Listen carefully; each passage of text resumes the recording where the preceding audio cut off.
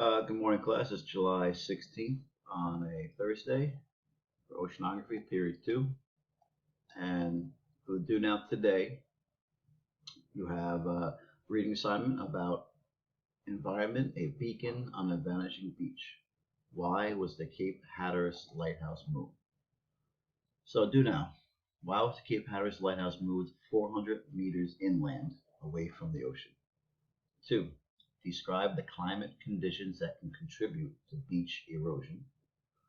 3. Compare the pros and cons of building on a barrier beach, like near the ocean, compared to building a area inland, which means at least 5-10 miles away from the ocean. So the Cape Hatteras Lighthouse, historic lighthouse, built in 1870, was due to erosion from waves, ocean currents, even hurricanes, was in risk of being destroyed and falling into the ocean. So after a big debate and political issues, they got the funding, over $12 million, in order to move the lighthouse away from the beach and the ocean, further inland, to protect it for future generations.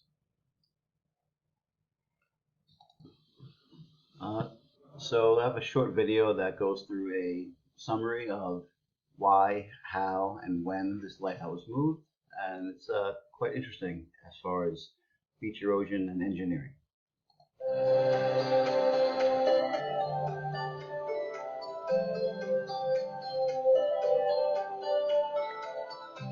This month in Outer Banks history, the Cape Hatteras Lighthouse was relocated to save it from beach erosion.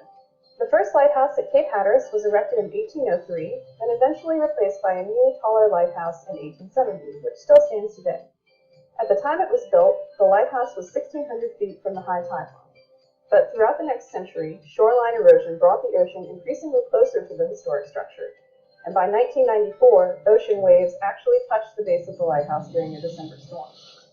Short-term efforts to control erosion, such as pumping in sand, constructing groins, and placing sandbag barriers, had proven ineffective by the 1980s.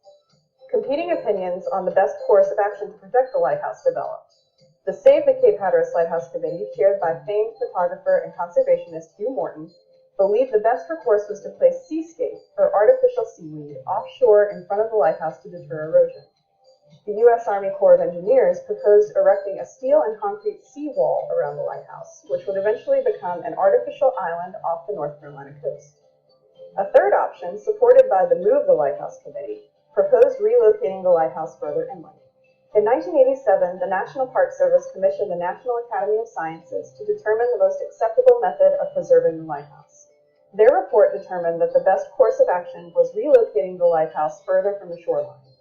The project would ultimately cost $12 million, which was not appropriated until 1998 to 1999.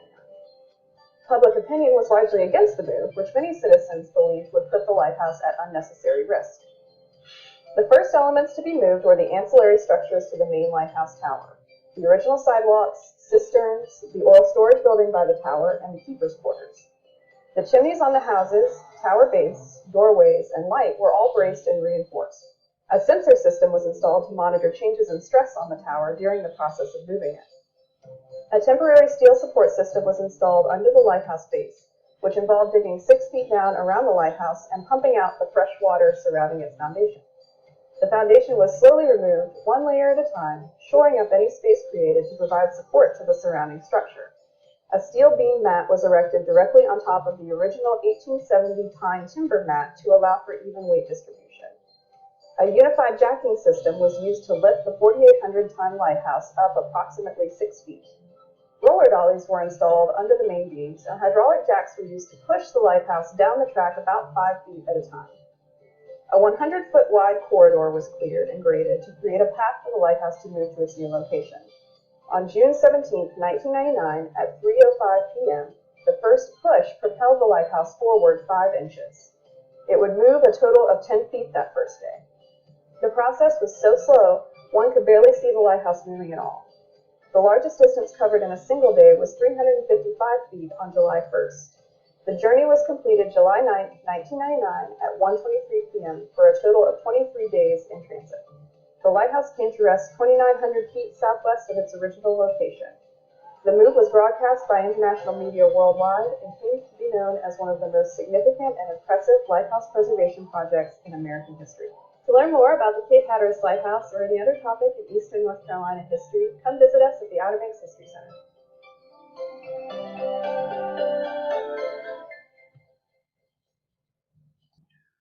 So that video was a good summary about how to answer the questions in the Do Now. You may have some further questions about number 2, describe the climate conditions that contribute to beach erosion. Well, the climate conditions due to global warming can cause an increase in the glacier melt, which can cause a sea level rise, and rising sea level can contribute to more erosion. Also, an increased amount of hurricanes and tropical storms can cause higher surf areas, higher waves, and that can cause more beach erosion as well. So at this point, you should be able to answer these questions for the Do Now, and that'll count for your attendance today, and also for 25% of your grade. So we'll get going on that while I do attendance, and then I'll go over the notes for the rest of the day. All right, continuing for the notes for today about various marine environments and marine life zones or ocean zones. This is going to be talking about different areas such as the sandy beach, Jones Beach, Long Beach, Robert Moses. Also composed of sand and sediment, and the shape of the land is affected by the wind and the water. So zonation deals with different areas.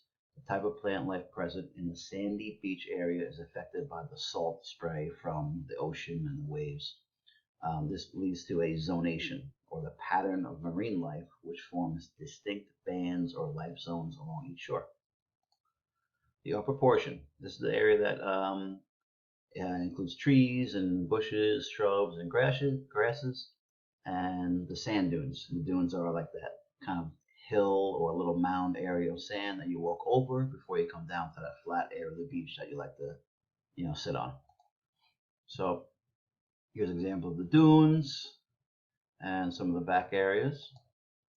The lower portion of the beach, you only get really grasses because there's a lot of wind, a lot of salt spray, and the sand is being moved around a lot. The sand will be moved around by the wind, and there's no bushes or grasses or trees to hold the sand in place. So only the grass will be there. So this will be the area that you kind of will be sitting on, that lower portion. This beginning of the dune area where there's just going to be that grass area. Marine animals of the sandy beach, they must be able to adapt to wet and dry periods due to high tide and low tide. The fish and crabs are able to move and swim, but worms, snails, mussels, and clams actually bury themselves into the sand when there's water at low tide, so this is where they stay kind of wet. So here's an example of some mussels, a crab, a snail, and a clam. And these clams can close shut, the snail can close shut, the mussels can close shut when it gets dry, the crab can just move around where he needs to go. The surf zone, this is where you get air mixing with the water, makes that kind of bubbly, foamy area. It's not a fixed zone, it's constantly changing, going back and forth. Area of the surf zone be in this area, going back and forth depending on how big the waves are, how strong the wind is, and the surf zone of the waves actually crashing. The rocky coast environment, obviously made of rock, Maine, California, Oregon, Washington, Alaska, Hawaii, and the North Shore of Long Island. Parts of eastern Long Island, like Montauk Point, has a rocky area. You have the intertidal zone, mid-intertidal zone, and lower intertidal zone. So it's where the water comes in and out, and you get the tide pools and wet and dry periods. So the upper zone gets a lot of salt spray from the crashing waves, a lot of heavy wave impact. So these animals must be adapted to that, meaning they must be able to hold on tight to the rocks that they want to live on. The lower intertidal zone is going to be covered by water for most of the time, but then that tide goes out. For low tide, you get tide pools, and tide pools are natural aquariums that contain trapped organisms, snails, crabs, small fish, and when the next tide comes in, they can be able to swim out. So this is an example of the tidal zone. Low tide, mid tide, high tide, and the spray zone. Intertidal area, you get a tide pool, the water will come in, water comes out, water comes in, water comes out, and all different types of organisms.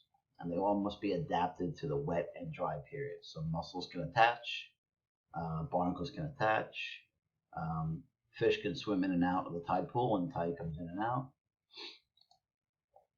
Then we get to the estuary environment. The estuary environment, that's going to be where the rivers and the back bay areas meet into the ocean. So you get fresh and salt water mixing, and it's a good nursery for birds and lots of other fish and wildlife.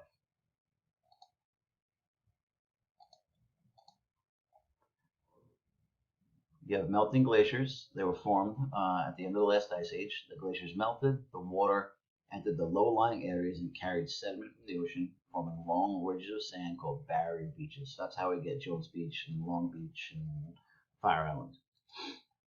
The estuaries are located on the other side of the beach, not on the ocean side, on the back side. And they have a very nutrient-rich environment. So this is where fish will go and lay their eggs, where birds will go and lay their eggs, and it's a really kind of like a nursery, they call it. So that's salt marsh, example behind Calmetto Park, the Gulf Coast, Atlantic and Pacific Oceans. Dominant plant life is the grass. So that green grass you see down at the nautical mile, that's where you have the most abundant in that area. When the cordgrass dies, that organic material begins to decay, and decay bacteria uses it, and the nutrients are used up by the plankton, and then the plankton is eaten by the little fish and the little shrimp and barnacles, and then those bigger fish are eating those, and the whole marine cycle and food chain is created just by these estuaries. There's an example of the salt marsh community. This is behind the nautical mile towards Calmetto Park. The mudflat area, mudflats are what they sound like. Mud area can be kind of smelly due to the sulfur and the methane from all the decaying bacteria. And there's not a lot of aeration, meaning mixing of air and water. The water in there kind of gets stuck there for a long time, and all the bacteria builds up, and that's why it would smell like rotten eggs. The next one is the mangrove, and this was part of a different do now activity. These roots will stabilize the shoreline and provide nutrients to all the fish and plant life in there, and also control the area for erosion. So the red mangrove tree will help in the making of a productive area because organic debris will decay and become nutrients for plankton, start the food web, it will protect it from erosion, and act like a giant sponge, meaning when they have a big storm, the mangrove tree will absorb a lot of that water and protect actually homes that are further inland. So I hope this area and that PowerPoint will help you with these assessment for today, the ocean zones. The ocean zones will be summed up with in here. The small surface zone that has light is called the photic zone. The entire rest of the ocean is called the aphotic zone. The ocean is divided into horizontal zones based on the depth of the water beneath the intertidal, the nertic, and the oceanic zone. And these words, nertic and oceanic, will be talked about in here and also in the video below. So that'll be the assessment for today. And the exit ticket is here. The exit ticket is just dealing with different types of fishing in different zones and how that can change over the years. So it's more of a real world commercial activity. And these questions here will be very simple to answer. Right through the reading, counts 30 points for your participation points. And if you have any questions, you can comment here, and I'll be here to answer any questions along as well. So get working on these and make sure you complete the do now as soon as possible. I'll talk to you soon.